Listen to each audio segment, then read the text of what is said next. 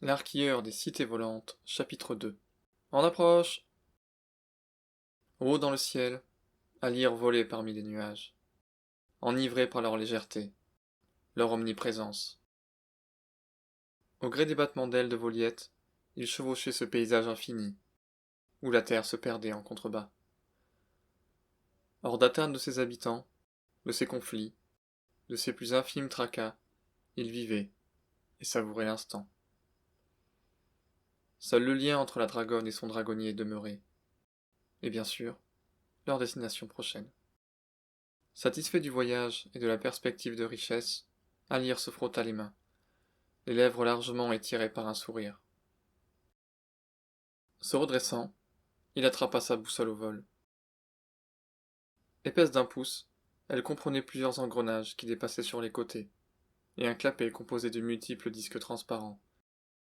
La tête basse à cause du manque de hauteur de son habitacle, l'autoproclamé arquéeur se positionna face au soleil et ouvrit délicatement son instrument.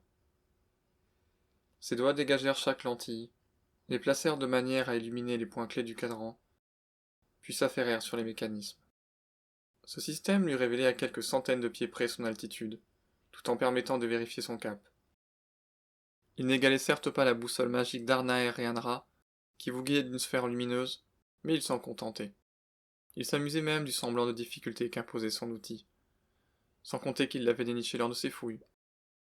Satisfait des informations recueillies, Alyr rangea son compas. La vue qui s'offrit alors à lui l'enchanta. Loin d'être lassé par ses innombrables heures de vol, l'arquilleur s'émerveillait continuellement devant les tableaux peints par le ciel.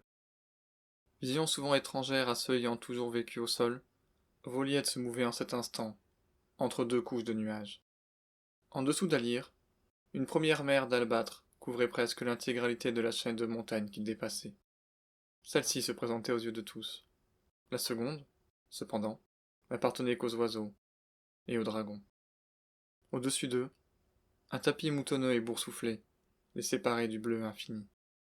Il semblait à Alyr qu'un deuxième ciel naissait après cette nouvelle frontière. En ce cas, où se trouvait-il? Perdu à la limite de deux mondes, ou aux portes d'un univers étranger? Entre les pouvoirs offerts par les artefacts magiques qui ne cessaient de progresser et la technologie cachée des cités volantes, les possibilités se multipliaient constamment. Alyr lui-même appartenait aux rares êtres vivants, en communion avec un dragon. Une vibration parcourut son corps, éveilla son esprit.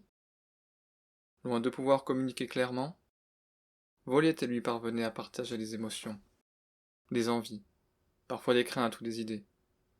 Il comprit donc très vite que leur destination se profilait, sans avoir besoin de s'en assurer.